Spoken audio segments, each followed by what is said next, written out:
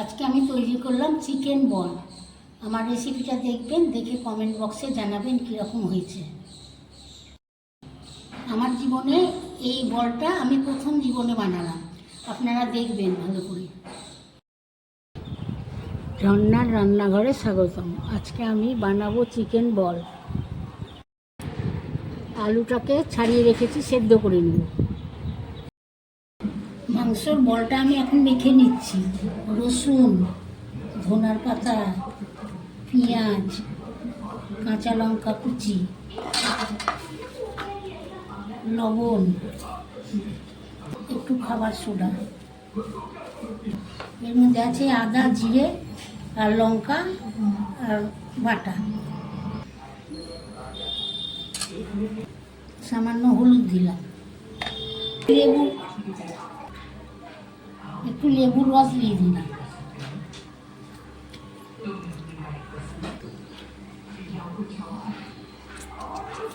একটু আটা দিয়ে দিলাম। এবার এটাকে মেখে নিলাম, আলুটা চটকে মেখে নিচ্ছি। 1 চামচ দিলাম আর 1 চামচ কর্নফ্লাওয়ার দিয়ে ময়দা ঘোলা করে নিলাম। এর মধ্যে বলগুলো দিয়ে চুবিয়ে ভাজি।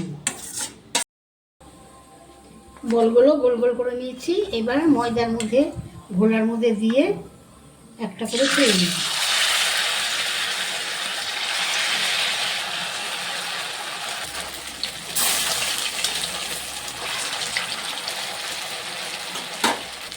বলগুলো ভাজা হয়ে গেল, তুলে নিলাম।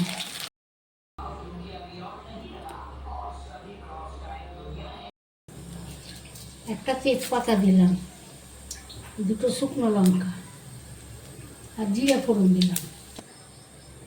জিরে, আদা, ধনে বাটা দিলাম, কাঁচা লঙ্কা দিলাম আর টমেটো পেস্ট দিলাম, লবণ দিয়ে দিলাম, সামান্য হলুদ দিলাম, সামান্য চিনি দিয়ে দিলাম, গরম মশলা দিয়ে দিলাম, তৈরি করা বলগুলো দিয়ে দিলাম।